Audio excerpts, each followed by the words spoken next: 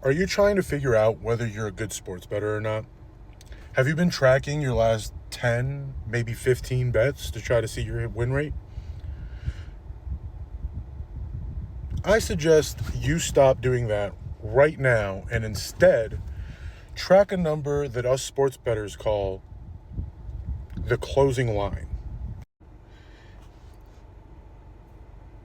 Better yet, are you beating the closing line? What is the closing line?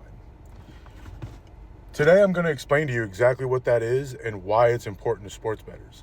And hopefully at the end of this, you'll have a little bit more understanding on what helps make a better decision when betting on sports. Player props, sides, totals, whatever it is. I guess the first thing is, what is CLV, or closing line value? Closing line value is where does your bet stand compared to where the bet closes at by the start of an event, whether that's kickoff, tip-off, the first pitch, whatever. Perfect example. Let's say you're on a softer book like Hard Rock, probably one of the softest books in the country. And you see that Team A versus Team B, you think Team A is more likely to win.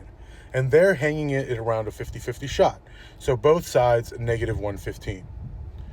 So you do a little line shopping and you see that every other book that you have is hanging this same line for Team A at -130. Maybe you see some -140, maybe as high as -148.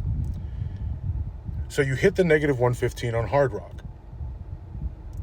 Fast forward 2 or 3 hours, you're maybe 45 minutes up until kickoff, and you see that the closing line is now -145, -150 even. You have now beat the closing line by almost 40 or 50 points. Why is this important? The reason this matters is because by the time the beginning of an event happens, the sports books have priced in everything that they could in order to give themselves a slight advantage. Whether that's enough respected money has hit the market so that they know which side is more favorable to win. Enough injury news has come in so that they know whether the lineup has been changed.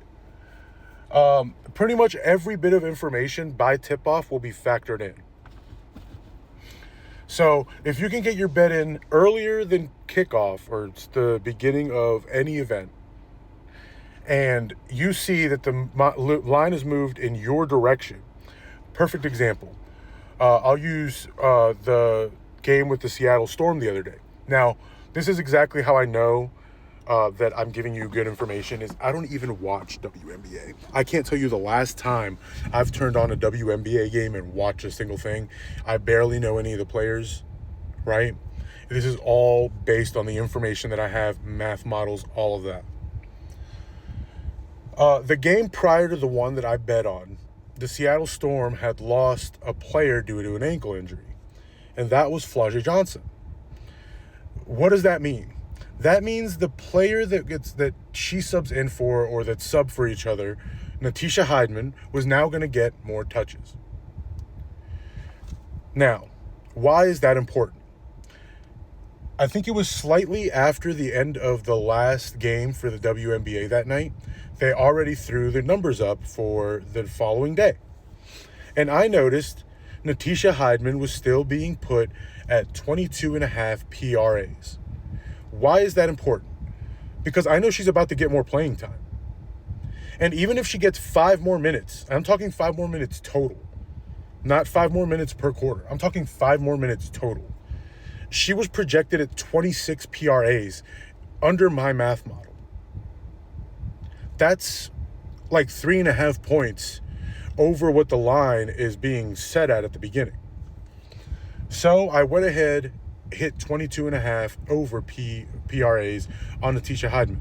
Before I did that, I checked Novig, saw that Novig was pricing it at close to negative 140. I think it was like negative 133, negative 135.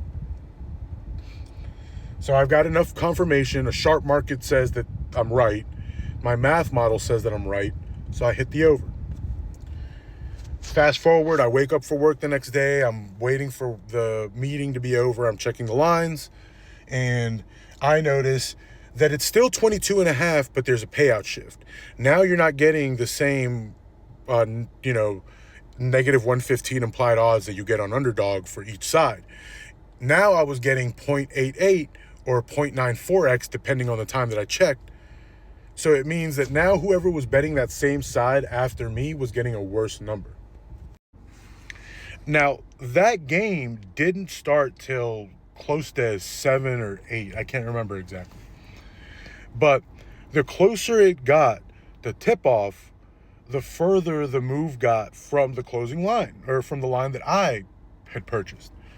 So the opening line was 22.5. By the time tip-off started, I think it closed at almost 25.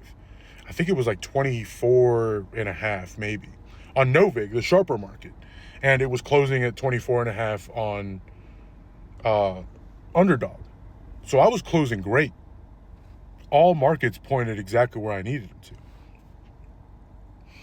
And at the end of the day, I ended up winning the bet. She ended up getting 30. Shout outs to her. And that was sweet. But that's just one example of me beating the closing line. I can show you plenty of examples of this where I still lost the bet, because you're not predicting the future here. You're just using the numbers to tell the story. Now, the reason that this is important is like twofold. Beating CLV doesn't guarantee that you're going to be profitable in the short term. You could go on a losing streak like you normally would and be picking right based on math every time. There's variance involved here. But in the long run, it will show you that you were consistently beating the market, which is a good thing. But the reason that I like to emphasize that it's important to understand that this isn't locks, is because even if something is implied to win 60% of the time, like if you get lucky enough to find something on ProfitX or Novig that's like negative 150 or close to it, and you find it on Underdog, Prize Picks, Dabble, any DFS app for like non-payout shifted, you're getting a super good bet, because it's 55% it's 60% more likely to hit. But that means 40% of the time, so 4 times out of 10, you're going to lose that bet. I think it's important to note that. Anyways, I hope this gives you guys a way better understanding on CLV if you've heard of it, or now you have more insight and more info to go off of to hopefully make you guys way more profitable. I want to see you guys win. So if you guys have any more questions on the math behind sports betting, implied probabilities, positive expected value betting, pretty much anything. I'm in the top 5% of sports bettors in the world. I'd love to help you guys out. See you guys on the next one. I'm out. Peace.